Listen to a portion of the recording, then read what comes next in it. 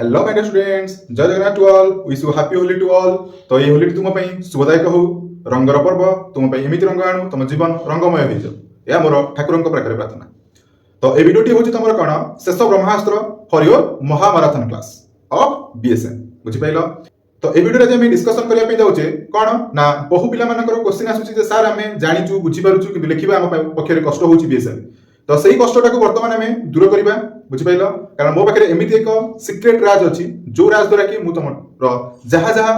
Question मो पाखको आसीसी पिलांकर से question रो ठीक अछि केमिति दूर करा जाय परिबो बा जहा जहा डाउट अछि पिला मानकर सेटा केमिति दूर करा जाय परिबो ए वीडियो माध्यम रे मु तुमको कहि, बुझि पाइलो। तो बहु पिलांकर प्रथम क्वेश्चन होछि सर आमे इंग्लिश लिखि परिबुनु, हमको इंग्लिश टिके कष्ट होछि। तो मु तुमको एटी कहि रखुछि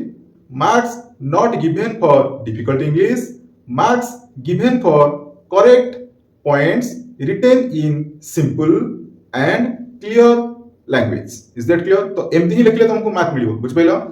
तो जो माने ए वीडियो को देखुचंती ठीक अछि, तो वीडियो को प्रथम रु शेष पर्यंत देखिबो, कारण एमिति एमिति कांसेप्ट मु तुमको देबी जोटा कि तमरो बीएसएम एग्जाम रे एते हेल्पफुल हबो, ठीक अछि। तमे आकरू भी केबे भाबी नथिबो, ओके। आ वीडियो सरिला परे ही तम पाटु आसे वाओ एमिति भी किछि थिला,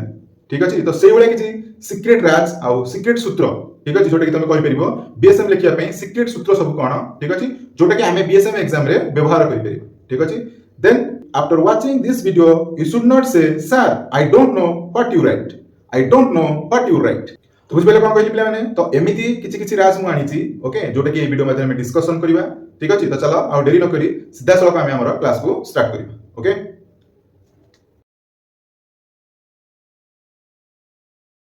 This is not just a revision. This is not just a revision. This is the last Brahmastra before your BSM. Okay, बुझि परिलो कोन कहर अर्थ। तो कहर अर्थ एटा ही होची सब पिलांक पई एक ब्रह्मास्त्र स्वरूप रे काम करियो, ठीक अछि। हमें जो महामाराथन क्लास चलैतिले, तो महामाराथन क्लास रो ये होची लास्ट ब्रह्मास्त्र जोटा कि तमे प्रयोग करिया पे जाउछो 5/3/2026 रे, बुझि परिलो। तो कोन चल देखिबा, किंतु गुटिया लाइन को मन रखिबो, hope for the best till for the last, बुझि परिलो। तो चलो स्टार्ट करिबा कोन एई ब्रह्मास्त्र, ठीक अछि, जोटा कि बीएसएम रो महाभारतन रे सहायता करिवो, ओके। आ एटा सब पिलांको सहायता करिवो जे भाबुची मोर बीएसएम होउनी सेथिरे तांको मानको पई मध्ये सहायता करिवो। आ जे भाबुची मु पॉइंट पढी पढी भूली जाउची, ठीक अछि, लेखिबी कोन ता पई मध्ये काम करिवो, ठीक अछि। आ जे भलो पिला किछि पॉइंट चाहूची लेखिबा पई ता पई मध्ये काम करिवो, ठीक अछि। तो चलो केमती हमें लेखि परिबा कोन करि परिबा सब ए वीडियो माध्यम रे हमें डिस्कशन करिबा वन बाय वन, ओके। तो चलो तो देखो फास्ट हमरो कंटेंट रहिछि लास्ट ब्रह्मास्त्र कंटेंट्स रे कोन कोन कंटेंट आज रहिछि, ठीक अछि। लास्ट ब्रह्मास्त्र कंटेंट रे, ठीक अछि, तम पई कोन कोन सब कंटेंट्स मान रहिछि। तो फास्ट जाके जानिबा एसआरएम कुहुक पेडी। तो कोन अछि एसआरएम ए कुहुक पेडी रे सेटा मु खुलासा करिबा, बुझि पैला। ता सहित किछि पिला भाबुचंती how to get maximum mark in BSM, BSM रे मु केमिति मैक्सिमम मार्क रखिबी, बुझिला। ता पर आ किछि पिला अछंती सर हमरो एग्जाम रे पास मार्क रहिबो। तो वीडियो देखला पर भी क्वेश्चन आछछि मोर, ठीक अछि, बा पिला पचारुचंती मते जे सर हबो तो सर हमें पास कर जिवु तो, ठीक अछि, किछि ओरिड हवा दरकार नै। तो वर्तमान ए वीडियो को देखि सला परे तमे निजे तमर आंसर कमेंट सेक्शन मते दो, बुझ पैला। तापरे किछि पिला अछंती व्हाट विल यू डू, कोन करिवो if not recall some points, ठीक अछि। जदि तमर किछि पॉइंट मन पडुनी ताले तमे से जगह करिवो कोन, ओके। तो ए सब कंटेंट ऊपर हमें आज डिस्कशन करिबा ए वीडियो माध्यम रे। ता सहित आमे किछि ट्रिक मध्ये नै कि जिबा, ओके, जोटा तमरकू हेल्प करिवो तम एग्जाम रे, बुझि पैला। तो चलो स्टार्ट करिबा आउ देरी न करिकि, ठीक अछि। तो चलो हमें स्टार्ट करिबा। तो प्रथमे हमें देखिबा एसआरएम कुहुक पेडी रे कोन अछि, हला। तो एसआरएम कुहुक पेडी रे कोन अछि, तो चलो मु तुमको कहूछि। तो पिले देखो जेतबळे तमे बीएसएम रो किछि क्वेश्चन लिखुछ, तो क्वेश्चन लिखला बेले, ठीक अछि, किछि किछि पॉइंट अछि जो जो पॉइंट जगह रे तुमको मन पडु नथिबो मुस्ते कोन लिखिबी, ठीक अछि। कि जदि पॉइंट आसुछि किछि आसला पर आ रिकॉल हेइ परुनी, ठीक अछि। आ किछि पिला अछथि स्वतंत्र अलग दुनिया रे भाबी कि केवल हेडिंग पढी के आसितबे, ठीक अछि, लिखिबो हमें हमर मन इच्छा, ठीक अछि। तो चलो से जिनसटा को मु पूरा सहज कर दउची, तमे लिखिबो केमिति कोन कोन लिखि परिबो कोन कोन नाही, एते पॉइंट आनिबो कोउठु, हला, कोन कोन लिखिले ठीक हबो कि भूल हबो। तो ए सबुरो खुलासा मु एसआरएम कुहुक पेडी माध्यम रे, ठीक अछि, पूरा खुलासा करिबी आ ता को मध्य तम आगे रिप्रेजेंट करैबी जे कोन कोन अछि एथि, हला। तो चलो हमें स्टार्ट करिबा कोन कोन अछि। ता सहित एटी गोटे कथा तुमको कहि रखुची जहा जहा एठी मु एई कुहुक पेडी माध्यम रे जहा जहा मु डिस्कशन करिबी, तो सेटा को टिके केयरफुली समस्त माइंड रे रखियो, बुझ पैला। कारण तुमको तमरो 2 मार्क्स, ठीक अछि, जहा भी एठी डिस्कशन करिबी मु मिनिमम 12टा पॉइंट डिस्कशन करिबी। जो 12टा पॉइंट रे कि तमे जे कोनोसी यूनिट रो क्वेश्चन लेखो जेकोसी यूनिट रो क्वेश्चन लिख सब यूनिट रो क्वेश्चन रे तुमको ये साहाଯ୍य करिवो से 2 मार्क्स क्वेश्चन हो 3 मार्क क्वेश्चन हो 8 मार्क रो क्वेश्चन हो तुम भाबुथो कोन सारे एमिति कहले कोन एमिति 12टा पॉइंट देबे जे ठीक अछि हमको 2 मार्क 3 मार्क 8 मार्क पॉइंट लिखिया रे साहाଯ୍य करिवो तो कोन वर्तमान देखौची चलो ठीक अछि तो चलो स्टार्ट करी तो देखो फास्ट कुकपेडी रे प्रथम पॉइंट तुम पई आसिला कोन तो कुकपेडी रे फास्ट पॉइंट मुझे लिखिची मन रखिबो ए पॉइंट को आ ता सहित बुझिया पे चेष्टा करबो आ को जगह रे केमति हम यूज मध्ये करि परिबा सब पॉइंट रे एलाबोरेट करबो आ सेटा को माइंडफुली रखिबो आ सेटा को सेही भली रकम रे यूज करबो हला केही मार्क काटिबेनी केही बी मार्क काटिबेनी कारण सब तक पॉइंट तुमको जी एग्जामिनर खाता देखिबो से देखिबो जे ना हां पिलाटी लिखिची तो से मार्क दबो ही दबो बुझ पइला तो management is the backbone of every business तो फर्स्ट पॉइंट लिखाला management is the backbone of every business organization ताले मैनेजमेंट होची बैकबोन कहार ना प्रति बिजनेस ऑर्गेनाइजेशन रो मैनेजमेंट बैकबोन हिसाब रे कार्य करी थाए एटा समस्त जानिछंती ठीक अछि ता सहित एठी मु आउ गोटे पॉइंट लिखिची कि मैनेजमेंट हेल्प्स मैनेजमेंट सहाय्य करे काहाकू ना the organisation to work properly and achieve its objectives ठीक अछि तो मैनेजमेंट ऑर्गेनाइजेशन को सहाय्य करे केमिति ना टू वर्क प्रॉपर्ली कामटा केमिति ठीक भाबे हबो ठीक अछि आउ कामटा ठीक भाबे हेले तमे तमरो ठीक अछि जहा ऑब्जेक्टिव्स अछि तमे सेटा को कोन करि परिबो अचीव करि परिबो इज दैट क्लियर तापर एठी गोटे पॉइंट लिखिची विदाउट प्रॉपर मैनेजमेंट जदि तमे सटीक मैनेजमेंट करिवो नाही नो ऑर्गेनाइजेशन कैन सर्वाइव कौनसी भी ऑर्गेनाइजेशन सर्वाइव करि परिबो नाही and grow in A competitive environment ठीक अछि ताहले जो कॉम्पिटिटिव एनवायरनमेंट चलीची तो से कॉम्पिटिटिव एनवायरनमेंट रे भी तम बिजनेस सटीक रे रन करि परिबो नाही हैला तो ये होची तमरो एमिति एक तीनोटी पॉइंट तो एटा मु केवल मैनेजमेंट रे यूज करके कहूची तो अलग रे केमिति हमें व्यवहार करि परिबा सेटा भी मु तुमको बतौची जोटा भी तुमको हेल्प करिवो क्वेश्चन लिखिबा हैला जे कोनोसी क्वेश्चन लिख तो सेटा को केमिति तीनटा पॉइंट भीतर हमें फिक्स करि दे परिबा तो सेटा भी मु तुमको बतौची तो प्रथम तीनटा पॉइंट रे कोन कोन जिंस आगे बुझी पाइलो तो जे बुझी पाइलो तो चलो नेक्स्ट हमें वर्तमान देखिबा केमिति से पॉइंट को हमें यूज करि परिबा को जगह तो फर्स्ट पॉइंट मु कहितली जे मैनेजमेंट होची बैकबोन ठीक अछि मैनेजमेंट कोन होटे ना बैकबोन होटे कहारो ना बिजनेस ऑर्गेनाइजेशन हैला तो सेही मैनेजमेंट को हमें हटै दबा सेही मैनेजमेंट रो जगह रे ठीक अछि जो मैनेजमेंट हम बसैची से मैनेजमेंट को हटै के आउ कोन सेठी बसै पेरी जोटा कि ठीक मो पई हबो आ पूरा एप्रोप्रिएट भी लागिवो हैला तो कहूची देखो ना मैनेजमेंट हला कोन सेटा को हटै दिके लिखिले प्लानिंग तो प्लानिंग केमती यूज करिवि देखो ना planning is the backbone of every managerial functions हेगला गोटे पॉइंट जदि प्लानिंग के लिखुतबो आसिलानी कोन लिखिबि संग संग सेठी लिख दो जे planning is the backbone of every managerial function ता माने प्लानिंग ता सब मैनेजरियल फंक्शन नो बैकबोन अटे कारण प्लानिंग ता आगो फंक्शन स्टार्ट हेते बाकी तक जो रहिला तमरो ऑर्गेनाइजिंग स्टाफिंग डायरेक्टिंग कंट्रोलिंग तापर ठीक अछि तेनो से अनुसार देखो मो मैनेजमेंट जगह प्लानिंग को फिक्स करि दे देखिबा मार्केटिंग मैनेजमेंट रे फिक्स हे परिबो ना नै हां पिले निश्चित भाबे हे परिबो केमिति देखो सपोज कि जने मार्केटिंग मैनेजमेंट लिखुछि कोन मन पइलानी संग संग लिख दे परिबो सेठी कि मार्केटिंग मैनेजमेंट ठीक अछि is the backbone of every organization ठीक अछि marketing management okay is the backbone of every organization फटू कौन बेटर सेल प्रमोशन कहि परिबो आदर की कहि परिबे जे एटा बैकबोन अटे मार्केटिंग ता कोन पई ना बिजनेस रे केमिति सेल प्रमोशन ता को बढ़ी परिबो बा मार्केटिंग द्वारा तमे तमरा एडवर्टाइजमेंट ता केमिति बढ़ी परिबो तो से जगह रे भी मार्केटिंग ता को नेकी बैकबोन हिसाब रे नेकी लिखि परिबो किंतु सेठी वर्डिंग रो थिंग हिसाब रे जानिबा दरकार जे एक्चुअली सेठी मैनेजमेंट ता व्यवहार हे परिबो कि हे परिबो कारण बैकबोन अर्थ कहूची पछरे थाई कि जे सहायता कर ठीक अछि बा प्रच्छद पटर नायक जी सी होची बैकबोन तो से हिसाब रे आमे जदि सेल प्रमोशन को बढ़ाई पे चाहूचे तो मार्केटिंग रो थिंग ऑफ मिक्स को हमको फॉलो करिया पे पड़िबो तो सेतमे लगे दिली जे मार्केटिंग मैनेजमेंट ता प्रति ऑर्गेनाइजेशन बैकबोन हिसाब रे सहायता करे कारण कोन तांकर सेल्स करिया पे थाए तो सेति पे से सहायता करे आदि जदि हमें सिक्यूरिटी मार्केट रखुचे तले सेबिटा हमर कोन ना सिक्यूरिटी मार्केट रो बैकबोन हिसाब रे सहायता करते जे सिक्यूरिटी को केमति मैनेज करा जिवो तार गाइडलाइन कोन रहिबो से सब जिनसटा की प्रोवाइड करते से भी प्रोवाइड करते माने नहीं सेबी केबे पिन एस्टैब्लिश हेतला कहले देखिया की मन रखिछ जल्दी कमेंट सेक्शन को ना 1992 मसीह हेतिला ठीक अछि सेबी केबे हेतिला 1992 मसीह एस्टैब्लिश ठीक अछि चलो आगु जिबा तो बुझि पाइलो मार्केटिंग सेक्टर में केमति व्यवहार करबा वर्तमान तमरो जो कंज्यूमर प्रोटेक्शन अछि तो कंज्यूमर प्रोटेक्शन रे केमति बैकबोन रो थिंग टाको सेंटेंस टाको व्यवहार करबा सेटा भी कहि रखुछि देखो तो सपोज इट लिखा जाय कंज्यूमर प्रोटेक्शन ता माने consumer protection is the backbone of every customer बा एवरी कंज्यूमर काहे की ना कस्टमर को जदि किए ठकुची बा कस्टमर राइट्स ता जदि सठिक रे फुलफिल होउनी तले से जाय की कहा पाखरे केस करूची ना कंज्यूमर प्रोटेक्शन एक्ट अनुसार केस करूची माने नहीं तो ऑलरेडी तमे पढिचो कंज्यूमर प्रोटेक्शन एक्ट रो जहा जहा रूल्स आउ गाइडलाइन अछि ठीक अछि तो सेटा को ही हमको कोन करिया पड़ितै फॉलो करिया पे पड़ितै ମାନେ ନାଇଁ ତ ସେଥିପାଇଁ ଆମେ ଏଠି ଲେଖିଦେଇ ପାରିବା ଯେ କଞ୍ଜ୍ୟୁମର ପ୍ରୋଟେକ୍ସନ ଟା ବ୍ୟାକବୋନ ଅଟେ କାହାର ନା କଷ୍ଟମର ମାନଙ୍କର ହେଇଗଲା ଇଏ ଗୋଟେ ପଏଣ୍ଟ ତାମାନେ ଯେକୌଣସି କଷ୍ଟମର ପଏଣ୍ଟ ରିଲେଟେଡ ଥିଙ୍ଗ ଆସିବ ତ ଏଇ ବ୍ୟାକବୋନ କୁ ଲଗେଇକି ବା ଏଇ ସେଣ୍ଟେନ୍ସ ଟାକୁ ଲଗେଇକି ମୁଁ ଆଉ ଗୋଟେ ସେଣ୍ଟେନ୍ସ କରିଦେଇ ପାରିବି ବୁଝିପାରିଲ ମାଇଣ୍ଡରେ ଜିନିଷଟାକୁ ରଖିବା ପାଇଁ ପଡିବ ସେଇ ଟ୍ରିକି ରୁଲ ଟାକୁ ଓକେ ତାପରେ ଦେଖ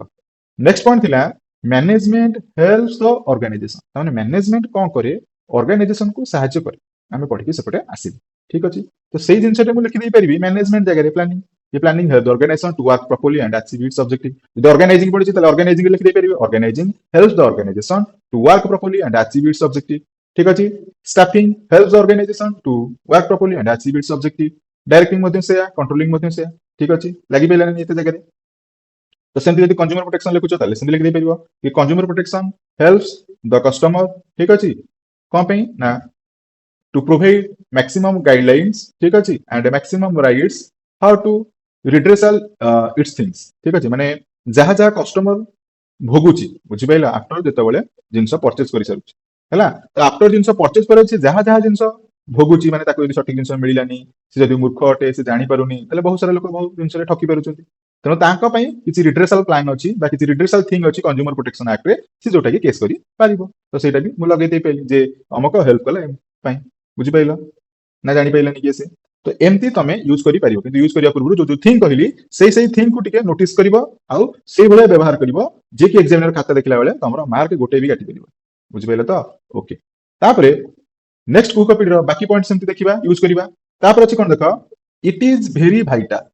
ଠିକ ଅଛି ଏଇ ଇଟ୍ ଇଜ ଜାଗାରେ ଆମେ ଯାହା ହେଲେ ଲଗେଇ ପାରିବା मैनेजमेंट लगाओ प्लानिंग लगाओ ऑर्गेनाइजिंग लगाओ स्टाफिंग लगाओ सेबी को लगाओ मार्केटिंग रे किसी पॉइंट को लगाओ प्रमोशन को लगाओ प्राइसिंग को लेके लगाओ प्रोडक्ट को लेके लगाओ एडवर्टाइजिंग को लेके लगाओ ठीक अछि कंज्यूमर प्रोटेक्शन जे कोनोसी पॉइंट को लगाओ हैला ये सब पॉइंट पे काम करियो बुझबैला तो हैं नेक्स्ट पॉइंट देखो it is most important for the organization organization लागिछि त ऑर्गेनाइजेशन रे इट इज जो वर्ड अछि तो देखो तमे जदी सपोज लेवल लिखुछ हैला top level middle level low level लिखुछ ताले टॉप लेवल टा भी most important for the organization ठीक अछि manager is most important for the organization ठीक अछि लोअर लेवल जो माने रहिले सेमानकर कामटा मध्य कोन अटे इंपोर्टेंट अटे फॉर द ऑर्गेनाइजेशन पे ये गोटे पॉइंट हेगला ठीक अछि सेमति जतक फंक्शन अछि फंक्शन पे जदी लिखुछ तो फंक्शन राखा पट लिख दे परियो प्लानिंग या अटे ठीक अछि हेडिंग प्लानिंग रो देइछ लिख दबा इट इज मोस्ट वाइटल ठीक अछि वेरी वाइटल ठीक अछि किंतु वाइटल फॉर द ऑर्गेनाइजेशन लिखला माने तो सेठी से पॉइंट दीटा को ठीक डिफरेंट हेगला ठीक अछि कारण vital for the organisation most important for the organisation point कौन जाउची सिमिलर हो जाउची तो सेटा को भी माइंड रखिबा सार कहिसथि तो दे अप्लाई करि चले शब्द मु कहूची जे जदि तुम लिखि पारुनो आसी पारुनी करि पारुनो कोन लिखिबी बारंबार भाबुछ तेनु एई जिंसटा को मन रखि कि जाइथा जोटी किछि मिसिंग होउची तेनु एई रिलेटेड जिंसटा को लिखि ताको कोन कर दे परिबो मैनेज कर दे पारि जोतरे तम मार्क के काटिबे बुझि परछ तो ना बुझि पारुनो हां नेक्स्ट पॉइंट देखो this point comes after planning तो मैं जो लिखली this point comes after planning ता माने एही पॉइंटटा तमरो आउची प्लानिंग पर तने प्लानिंग भी गोटे जिंस हेगला जदि धर मैं टाइप्स ऑफ फंक्शन लिखुची तो टाइप्स ऑफ फंक्शन में लिखि दे परिबी ऑर्गेनाइजिंग स्टार्ट कली तो ऑर्गेनाइजिंग में लिखिबी जे organizing important for the business आ एटा कोन करूची प्लानिंग पर आसुची बेली तनो सेट रहिला जे ऑर्गेनाइजिंग कम्स आफ्टर प्लानिंग बुझि पाइला ना नहीं सेमती मैक्सिमम तो जगह जब पॉइंट किसी मन पड़ुनी कि आसुनी तेणु ये जिनसा यूज कर जो भी तुम ऊपर पॉइंट या अच्छी तल पॉइंट लिखला बेले लिख दे पारि जे एटा आ परे आसीबो कि ये पॉइंटा मोस्ट इंपोर्टेंट देन प्लानिंग कि अमक एटा भी लिखि पारि बुझिउछ तो हां ओके तापर पॉइंट देखिबा it is very important for organisation of doing necessary of work देखो एट लिखिली मु इट इज वेरी इंपोर्टेंट यह बहुत दरकार कहा पई ना ऑर्गेनाइजेशन पई कोन पई ना of doing necessary of work तमन ऑर्गेनाइजेशन जहां नेसेसरी वर्क होची तो एटा दरकार हिते ताले कोन दिस जगह रे मैनेजमेंट को भी बसई पारे दिस जगह रे प्लानिंग को भी बसई पारे ऑर्गेनाइजिंग को भी बसई पारे स्टाफिंग को भी बसई पारे डायरेक्टिंग को भी बसई पारे ठीक अछि सेमते आउ कोन बसई परिबी ना जदि एनवायरनमेंट रे किछि इंपोर्टेंट को भी आसुचो तो सेटा भी तमे बसई परिबो जे एई पॉइंटटा इंपोर्टेंट अटे कहा पई ना बिजनेस रो एनवायरनमेंट पई कि बिजनेस ऑर्गेनाइजेशन पई ठीक अछि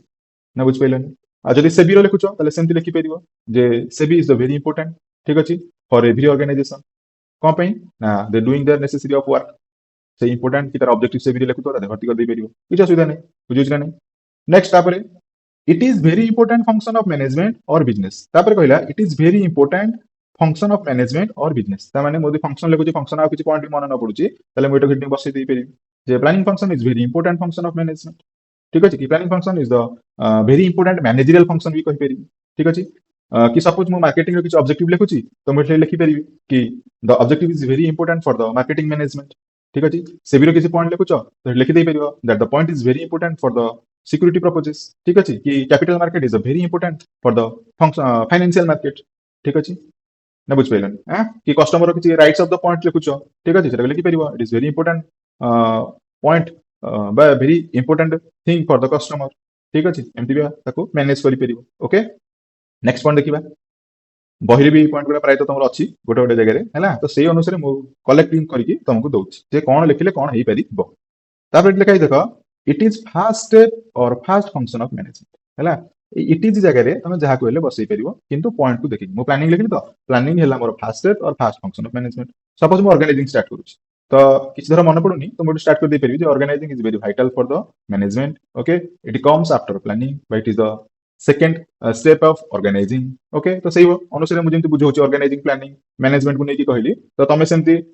कस्टमर किसी इंपोर्टाट लिखुच तो लिखिपर this point is a first point ठीक अच्छे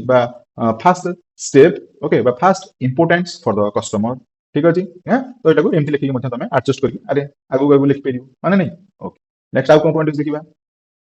it is very necessary for organisation देख इट इज जगह सेमती बसई पार जो पॉइंट कहले फॉर द ऑर्गेनाइजेशन जगह कस्टमर कस्टमर से भी मार्केटिंग मार्केटिंग ठीक अच्छे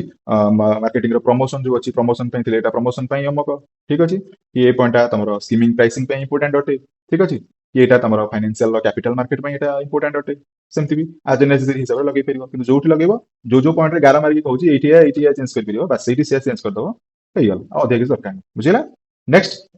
this point is very helpful of customer और मैनेजर दिस पॉइंट माने को पॉइंट जो पॉइंट देख तुम यदि प्लानिंग नब प्लानिंग तुम कौन मैनेजर को हेल्प करुच्ची ठीक अच्छे कस्टमर जदि किसी पॉइंट नौ जोटा कि कंज्यूमर प्रोटेक्शन एक्ट अच्छी है जेकोसी पॉइंट भी कंज्यूमर प्रोटेक्शन तुम उठे आनिक थोदब तो लिखिदब कि this point is very helpful for the customer is that clear ना बुझे तो यहाँ एमती लिखिक एडजस्ट कर पार मैंने गोटे पॉइंट ओके तापर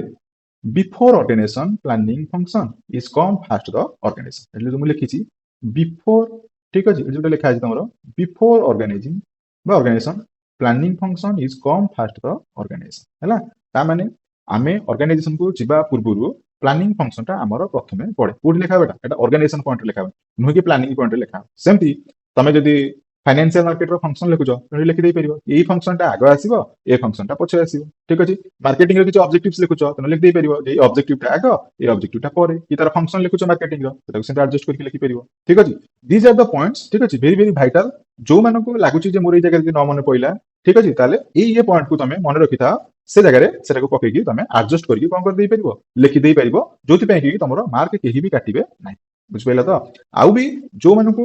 जो जगह लागुच मते क्वेश्चन टा आसीबनी ताले तुम ये जो पॉइंट गुडा को मन रखिक जाइथा तो सेटा को एडजस्ट करके से जगह लिखि दे आसीबो हैला किंतु ता माने नुह जे क्वेश्चन टा रो जोटा कहली बदलया पई सेटा न बदल के डायरेक्ट नहीं सेटा हेडी थोइदो तले सेटा हेडी भूल हिजो एटा गुडिया माइंड रे रखिबो हैला तो ये थिला एसआरएम रो कुकोपेडी। नेक्स्ट चलो नेक्स्ट कंटेंट आडी जीवा तो नेक्स्ट कंटेंट अछि how to get maximum mark in BSM ठीक अछि तो बीएसएम रे जदि तुमको मैक्सिमम मार्क पाइबार अछि ताले किछि प्रोसीजर अछि से प्रोसीजर को फॉलो करिया पय पड़ियो प्रोसीजर गुडा कोन कोन वर्तमान मुइटी कहूची भलो से सुनिबो ओके तो देखो प्रथम स्टेप होची कोन स्टेप 1 रे किछि पिला अछंती जेहेतु मो पाखरे चारटा ग्रुप अछि ऑलरेडी ता विषय तुमको सूचना देइची सपोज ग्रुप ए अछि ग्रुप बी अछि ग्रुप सी अछि ग्रुप डी अछि तो पिला एटी प्रथम एबिए किछि पिला जीव कहना हम ग्रुप ए रु एमसीक्यू रु स्टार्ट करियो करो किछि असुविधा नहीं एमसीक्यू आगे करिवो तापर 2 मार्किया कलो तापर 3 मार्किया कलो तापर 8 मार्किया करिवो ठीक अछि किछि पिला अछंती उल्टा चिंताधारा कोन ना जोटा कि स्टेप 2 रो चिंताधारा कहूची स्टेप 2 पिला माने कहबे नाही मु आगो ग्रुप डी करिवि ठीक अछि मो पॉइंट ओडा को भूली जीवी ग्रुप डी आगो करिवि किछि पिला थिबे ग्रुप डी पर कहबे मु तापर वर्तमान कोन करिवि ना एमसीक्यू कर देबी ठीक अछि हला पिला कोन कहली तापर किछि पिला थिबे कहबे आमे ग्रुप बी टा कर देबु ए पर ठीक अछि आ पिला थिबे बी पर तापर कहबे आमे सी करी माने नहीं तापर नेक्स्ट आउ किछि इच्छा थिबे से रैंडमली करिया पे चेष्टा करिवि हला रैंडमली यार छेड़ जोड़ाइले जेमतिला करि पकि हला तो पिले एटा होची संपूर्ण भूल हला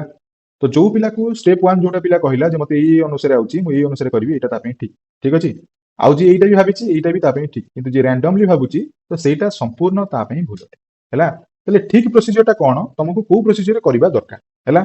तो पिले देखो तमे कोन करछो जदी एमसीक्यू रु स्टार्ट करछो किछ कहबार कथा नै करो चलिबो तापर तमे 2 मार्किया कलो चलिबो तापर 3 मार्किया कलो चलिबो तापर 8 मार्किया कलो चलिबो ଆଉ କିଏ 8 ମାର୍କିଆ ଷ୍ଟାର୍ଟ କଲା ସେଟା ବି ଚଳିବ ଠିକ ଅଛି। ତାପରେ ସେ 1 ମାର୍କିଆ କଲା ଠିକ ଅଛି। ତାପରେ ସେ 2 ମାର୍କିଆ, ତାପରେ ସେ 3 ମାର୍କିଆ କଲା। ଆଉ କିଛି କିଛି ପିଲା ଉଲ୍ଟା ବି କରିବେ, ଆଗ 8 ତାପରେ 3 ତାପରେ 2 ତାପରେ 1 ଲାଷ୍ଟକୁ କରିବେ, ସେମିତି ବି ହବ, କରୁଛନ୍ତି, ଚଳିବ। କିନ୍ତୁ କଣ କହିଲେ ପିଲାମାନେ, ଯେ ଯାହା ବି କରୁଛ କର, କଲା ବେଳେ ତମକୁ ମାଇଣ୍ଡରେ ଗୋଟେ ଜିନିଷ ସ୍ଥିର ଧାର୍ଯ୍ୟ ହିସାବରେ ରଖିବା ପାଇଁ ପଡିବ ଯେ କୋଶ୍ଚିନ୍ ଟାକୁ ତମେ କୋଉ ୱେରେ ଲେଖିଲେ ତମେ ଯାହା ଭାବୁଛ ଠିକ ଅଛି, ଯିଏ ଯାହା ପଢିଛି ସେ ଭାବୁଛି ଠିକ, ସେଟା ଠିକ, ମୁଁ ମାନୁଛି, କିଛି ଅସୁବିଧା ନାହିଁ। କିନ୍ତୁ ଲେଖିଲା ବେଳେ ଲେଖିବ କେମିତି,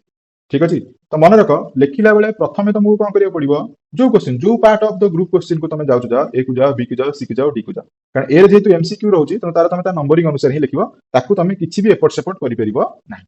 ବୁଝିପାରିଲ। ତ ତାକୁ ସେଇ ଅନୁସାରେ ନମ୍ବରିଂ କରିକି ଲେଖିଦବ, ଠିକ ଅଛି। ତାପରେ କଣ କର, ତମେ ଗ୍ରୁପ ବି ଷ୍ଟାର୍ଟ କର, ଠିକ ଅଛି, କି ଗ୍ରୁପ ସି ଷ୍ଟାର୍ଟ କର, କି ଗ୍ରୁପ ଡି ଷ୍ଟାର୍ଟ କର, ଠିକ ଅଛି। ଆଗ ଉପରେ ହେଡିଂ ଦବ ଯେ ମୁଁ ଗ୍ରୁପ ବି କରୁଛି ବୋଲି, ମାନେ ଗ୍ରୁପ ବି ବୋଲି ଲେଖିବ, ହେଲା। ତ ଗ୍ରୁପ ବି ରେ ମୁଁ ତମକୁ ପ୍ରିଭିୟସ ଭିଡିଓରେ କହିଛି ଯେ ଏ ରେ କିଛି କ୍ୱେଶ୍ଚିନ୍ ଥବ 3ଟା, କି ବି ରେ ତାର ଥିବ ସେମିତି 3ଟା, ଠିକ ଅଛି। ସି ରେ ସେମିତି ଥିବ 3ଟା, କାରଣ ଆଜିର ଆମକୁ ଦିଟା ଦିଟା ଦିଟା, ଲାଷ୍ଟକୁ ଯୋଉଟା ଡି ଅଛି, ହେଲା, ତ ସେଥିରୁ ତମକୁ ଗୋଟେ କରିବାର ଅଛି। ସିଷ୍ଟମଟା ମୁଁ ତମକୁ କହିଛି ଅଲରେଡି ଯେ ଏୟା ଏୟା ଏୟା ତମକୁ କରିବାକୁ ପଡିବ, ମାନେ ନାହିଁ। ତେଣୁ ତମେ ଏଠି କଣ କରିବ, ସପୋଜ ଏଠି ଏ ବି ସି ଡି ଯୋଉ ଆସିଲା ଗ୍ରୁପ ବି ରେ, ବୁଝିପାରୁଛ ନା ନାଇଁ, ଗ୍ରୁପ ବି ରେ ଯୋଉ ଆସିଲା, ତ ତମେ ସେଠି କଣ କରିବ, ଆଗେ ଯଦି ଗ୍ରୁପ ଏ ରୁ ଯୋଉ କ୍ୱେଶ୍ଚିନ୍ ଟା ଆସୁଛି ଆଗ, ମାନେ ପୁରା 100% ଆସୁଛି, କାରଣ ସବୁବେଳେ ତମେ ମାଇଣ୍ଡ ରଖିବ 100% ଯୋଉ କ୍ୱେଶ୍ଚିନ୍ ଟା ଆସୁଛି ସେଇଟାକୁ ଆଗ ଲେଖିବ, ବୁଝିପାରିଲ। ତାଠୁ କମ ପରସେଣ୍ଟରେ ଯୋଉଟା ଆସୁଛି, 80% ଆସୁଛି ତାପରେ, ତାପରେ 60% ଆସୁଛି ତାପରେ, ଠିକ ଅଛି, ତାପରେ 40% ଆସୁଛି ତା ତଳେ, ଠିକ ଅଛି, ତାପରେ ତମକୁ 30% ଆସୁଛି ତା ତଳେ, ତାଠୁ ଲୋୟରଟା ତା ତଳେ, ବୁଝିପାରିଲ ନା। ତେଣୁ ଯୋଉ ପରସେଣ୍ଟଟା ତମକୁ ଅଧିକା ଆସୁଛି ସେଇଟାକୁ ସବୁବେଳେ ସେଇ ଗ୍ରୁପର ସେଇ ନମ୍ବର କ୍ୱେଶ୍ଚିନ୍ ଆଗ ଲେଖିବ, ହେଲା। ତାପରେ ଷ୍ଟେପ ବାଇ ଷ୍ଟେପ ଯୋଉଟା ମୁଁ କହିଲି, ଯୋଉଟା ଯେମିତି ଯେମିତି ତାପରେ ତାପରେ ତାପରେ ତାପରେ ଆଉଛି, ସେଟାକୁ ସେମିତି ସେମିତି ସେମିତି ସେମିତି ଲେଖିଦବ, ବୁଝିପାରିଲ ତ। ତ ଏମିତି ଲେଖିଲେ କଣ ହବ, ଯେତେବେଳେ ଏକ୍ସାମିନର ଦେଖିବ ତାର ମାଇଣ୍ଡ ସେଟ୍ ହେଇଯିବ ଯେ ନାଇଁ ହଁ ବଢିଆ ପିଲା, ବଢିଆ ଲେଖିଛି, ଠିକ ଠାକ ଅଛି, ତ ପିଲାକୁ ମାର୍କ ଦିଅ। ତାହେଲେ ସେଠି ତମର ମାର୍କ ଯେମିତି ହେଲେ, ଠିକ ଅଛି, ଯେମିତି ହେଲେ ଅଧିକା ଆସିବ, ଏଥିରେ ନୋ ଡାଉଟ। କାରଣ ସବୁ କ୍ୱେଶ୍ଚିନ୍ ଦେଖି ନେବ, କାରଣ ଆରମ୍ଭରୁ ଯେହେତୁ ତାକୁ ସବୁ ଜିନିଷ ଠିକ ଠାକ ଲାଗିଛି, ଅଟୋମେଟିକ ସେ ଖାତା ଦେଖିଲା ବେଳେ ତମକୁ ଆଭରେଜ ମାର୍କ ଦେଇଦେଇକି ଆଗକୁ ଚାଲିବ, ଯୋଉଥିରେ କି ତମକୁ ନୋ ଡାଉଟ, ଯୋଉଟା ମୁଁ କହିଲି, ଅଧିକା ମାର୍କ ଆସିବା କଥା ହିଁ ଆସିବ, ସେଥିରୁ କୌଣସି ମାର୍କ ତମର ଏପଟ ସେପଟ ହବାର ହିଁ ନାହିଁ, ଚାନ୍ସେସ୍ ହିଁ ନାହିଁ, ବୁଝିପାରିଲ ନା ବୁଝିପାରିଲନି। ତ ଇଏ ହେଲା ତମର ଟ୍ରିକ୍, ଲେଖିବାର ଶୈଳୀ, ବା ଯଦି ତମେ ଲେଖିଲ ତାହେଲେ ତମକୁ ମ୍ୟାକ୍ସିମମ୍ ମାର୍କ ମିଳିବ, ହେଲା। ଆଉ ସବୁବେଳେ ଯୋଉଟା କହିଲି ଧ୍ୟାନ ରଖିବ, ଯୋଉ ଗ୍ରୁପ କ୍ୱେଶ୍ଚିନ୍ କର ଏମସିକ୍ୟୁ କୁ ଛାଡିକି, ହେଲା, ରାଣ୍ଡମଲି କରିବନି। ଯାହା ବି କରିବ ଗ୍ରୁପର ହେଡିଂ ଦବ, ଆଉ ଗ୍ରୁପର ହେଡିଂ ଦେଲା ପରେ ଗ୍ରୁପର ଯୋଉ ନମ୍ବରଟି ଷ୍ଟାର୍ଟ କରିବ, ସେଥିରୁ ଯୋଉ କ୍ୱେଶ୍ଚିନ୍ ଟା ଭଲରେ ଆଗ ଆସୁଛି ସେଟାକୁ ଆଗ କରିବ, ତାପରେ ତାଟା, ଠିକ ଅଛି। କି ସେଇ ଗ୍ରୁପର କୋଉ ନମ୍ବର କ୍ୱେଶ୍ଚିନ୍ ଟା ବି ତମକୁ 50% ଆସୁଛି, ତାହେଲେ ସେ ନମ୍ବରଟାକୁ ତଳକୁ ରଖିଦବ, ଆଗ ଯୋଉଟା ଆସୁଛି 100ରୁ 100, 80ରୁ 80%, ସେଟାକୁ ଆଗ କରିଛି, ବୁଝିପାରିଲ ନା ବୁଝିପାରିଲନି କଣ କହିବାକୁ ଚାହୁଁଛି। ତାହେଲେ ତମେ ଦେଖିବ ସିଓର ମ୍ୟାକ୍ସିମମ୍ ମାର୍କ ଗେଟ୍ କରିବ, ହେଲା। ଆଉ ନାଇଁ ଯୋଉ ପିଲା ତ କହୁଛି ମତେ ପୁରା ଆସିବ, ଭାଇ ତାକୁ ପୁରା ୱେଲକମ୍, କିଛି ଅସୁବିଧା ନାହିଁ, ମାଇଣ୍ଡ ପୁରା ସାର୍ପରେ ଯିବ, ଠିକ ଅଛି। କାହା ସହିତ ଆଗେ ନିଜ କାମ ସାରିବ, ଠିକ ଅଛି, ତାପରେ ଯାହା ସହିତ କଥାବାର୍ତ୍ତା, ପୁରା କାମରେ ଲେଖି ଚାଲିବ ନିଜ ପାଠ, ବୁଝିଲା ତ। ଓକେ, ବୁଝିପାରିଲେ ପିଲେ, ଏଠି ତମକୁ ମ୍ୟାକ୍ସିମମ୍ ମାର୍କ ଗେଟ୍ କେମିତି କରିବ ସେ ବିଷୟରେ ବୁଝେଇନେଲି। ତାପରେ ନେକ୍ସଟ ଷ୍ଟେପ ଯିବା, ଯୋଉ କ୍ୱେଶ୍ଚିନ୍ ଅଛି ପିଲାଙ୍କର, ସାର୍ ଆମର ଏକ୍ସାମରେ ପାସ୍ ମାର୍କ ରହିବ ତ। ତେଣୁ ପାସ୍ ମାର୍କ ରହିବା ପାଇଁ ହେଲେ ପ୍ରଥମ ଜିନିଷ ତମକୁ ଫଲୋ କରିବାକୁ ପଡିବ, ଯୋଉ କ୍ୱେଶ୍ଚିନ୍ 100% ଆସୁଛି ସେଟାକୁ ଆଗ କରିବାର ଅଛି, କାରଣ ଯାହା ବି ତମେ ପଢିକି ଯାଇଥିବ ନା, ଏମିତି ନୁହଁ ଯେ ତମେ ପୁରା ନ ପଢିକି ଯାଇକି ଏକ୍ସାମ ହଲରେ ବଇଛ, ଯାହା ବି ପଢିକି ଯାଇଥିବ। ତେଣୁ 100% କ୍ୱେଶ୍ଚିନ୍ ଆସୁଥିବା ଜିନିଷଟାକୁ ଆଗେ କରିବ, ବୁଝିପାରିଲ ନା ବୁଝିପାରିଲ। ସେକେଣ୍ଡ, ସପୋଜ ତମେ କୌଣସି ଲଙ୍ଗ କ୍ୱେଶ୍ଚିନ୍ ଲେଖୁଛ, କି 2 ମାର୍କସ ର କ୍ୱେଶ୍ଚିନ୍ ଲେଖୁଛ, କି 3 ମାର୍କସ ର କ୍ୱେଶ୍ଚିନ୍ ଲେଖୁଛ, ଠିକ ଅଛି। ଏଠି ତମକୁ କିଛି ଗୋଟେ ଗୋଲ୍ଡେନ ରୁଲ ବିଷୟରେ କହିବି, ତ ସେଟାକୁ କେମିତି ତମେ କରିପାରିବ ମନେ ରଖ। ସପୋଜ ତମେ ଲଙ୍ଗ କ୍ୱେଶ୍ଚିନ୍ ଲେଖୁଛ, କି 2 ମାର୍କସ ଲେଖୁଛ, 3 ମାର୍କସ ଲେଖୁଛ, ଠିକ ଅଛି। ତ ଲେଖିଲା ବେଳେ ତମର କଣ ହଉଛି ନା, ତମେ କିଛି ପଏଣ୍ଟଟାକୁ ଭୁଲି ଯାଉଛ, ସାର୍ ଏଟା କଣ ଲେଖା ହବ କଣ ନାହିଁ, ତାପରେ ମନେ ପଡୁନି, ଠିକ ଅଛି। ତାହେଲେ ସେଇ ପିଲାଙ୍କ ପାଇଁ ଗୋଟେ କଥା କହି ରଖୁଛି, କ୍ୱେଶ୍ଚିନ୍ ପଢିଲ, କ୍ୱେଶ୍ଚିନ୍ର ମିନିଂ ଲେଖି ସାରିବ, ଠିକ ଅଛି, ଡେଫିନେସନ ଦେଖି ସାରିବ ଯଦି ଆଉଛି, ତାପରେ ସାଙ୍ଗେ ସାଙ୍ଗେ କଣ କରିବ, ସବୁ ପଏଣ୍ଟ ତକ ଆଗ ଲେଖିଦବ, ବୁଝିପାରିଲ, ସବୁ ପଏଣ୍ଟ ତକ ଆଗ କଣ କରିବ, ଖାତାରେ ଲେଖିଦବ। ତାପରେ ତାର 1 by 1 ଏକ୍ସପ୍ଲେନେସନ ଷ୍ଟାର୍ଟ କରିବ, ଆଉ ଯୋଉଠି ଯୋଉ ଏକ୍ସପ୍ଲେନେସନ ମନେ ପଡୁନି, ସାଙ୍ଗେ ସାଙ୍ଗେ ଏସଆରଏମ ର କୁ କରୁ ମନେ ପକେଇବ, ବା ସେ ପଏଣ୍ଟକୁ ଲେଖିକି ସାରିବ। ଇଜ ଦ୍ୟାଟ୍ କ୍ଲିୟର, ବୁଝିପାରିଲ ନା ବୁଝିପାରିଲନି। ତ ଏମିତି ହିଁ 2 ମାର୍କସ ଆଉ 3 ମାର୍କସ ତକ ଲେଖିକି ସାରିବ, ଓକେ। ତା ସହିତ ଏଠି ଆଉ ଗୋଟେ ମଧ୍ୟ ରୁଲ କହୁଛି, କଣ ମନେ ରଖ, ସପୋଜ ତମେ 2 ମାର୍କସ ଆଉ 3 ମାର୍କ ର କ୍ୱେଶ୍ଚିନ୍ ଅଛି, ହେଲା, ଯେତିକି ଦିଆଯାଇଛି ଦିଟା ଲେଖିବାକୁ, NE2 NE3 ଯୋଉ ଲେଖିବାକୁ ଦିଆଯାଇଛି, ଗୋଟେ କି ଦିଟା ହେଲା ପରେ ଆଉ ହଉନି, ଆଉ ଆସୁନି, କିନ୍ତୁ କ୍ୱେଶ୍ଚିନ୍ ଟା ଅଛି, ତ ସେ ଜାଗାରେ ତମେ କଣ କରିବ ନା, ଏମସିକ୍ୟୁ, ଠିକ ଅଛି, ବା 3 ମାର୍କ ଯଦି କରୁଛ ସେଇଭଳିଆ କିଛି 2 ମାର୍କିଆ କ୍ୱେଶ୍ଚିନ୍, କି ଲଙ୍ଗ କ୍ୱେଶ୍ଚିନ୍ ସେମିତି କିଛି କ୍ୱେଶ୍ଚିନ୍ ପଢିଛି କି, ତାକୁ ଆଉ ଖୋଜି ପକେଇବ, ବୁଝିପାରିଲ। ଯଦି ପାଇଗଲ ତ ସେଇଆକୁ ମିଶେଇକି ସିମିଲାରରେ ଆନ୍ସରଟା ଲେଖିଦେଇକି ଥୋଇ ଦେଇକି ଆସିବ, ବୁଝିପାରିଲ ତ। କାରଣ ସେଇଭଳିଆ କ୍ୱେଶ୍ଚିନ୍ ତା ସହିତ ସିମିଲାର ଅଟେ, ତେଣୁ ଆନ୍ସର ଲେଖିଲେ କିଛି ଟେନସନ ନାହିଁ, ତମକୁ ମାର୍କ ମିଳିବ। ବୁଝିପାରିଲ ନା ବୁଝିପାରିଲନି? ବୁଝିପାରୁଛ ତ ଯାହା କହୁଛି? ତ ଏଇ ରୁଲ କୁ ଫଲୋ କରିବ, ଯେମିତି ହେଲେ ସିଓର ତମର ଏକ୍ସାମ ପାସ୍ ହେଇଯିବ। ହେଲା, କେହି ଫେଲ ହେବେ ନା। ହେଲା, କିନ୍ତୁ ରିଭିଜନରେ ଯୋଉ ଜିନିଷ କହିଲି ସେଟା ରିଭିଜନ, ସେଟାକୁ ରିକଲ, ସେଇ ଜିନିଷଟା କରିବାକୁ ପଡିବ। ହେଲା, ତାପରେ ନେକ୍ସଟ କଣ ଅଛି ଚାଲ କହୁଛି। ନେକ୍ସଟ ଅଛି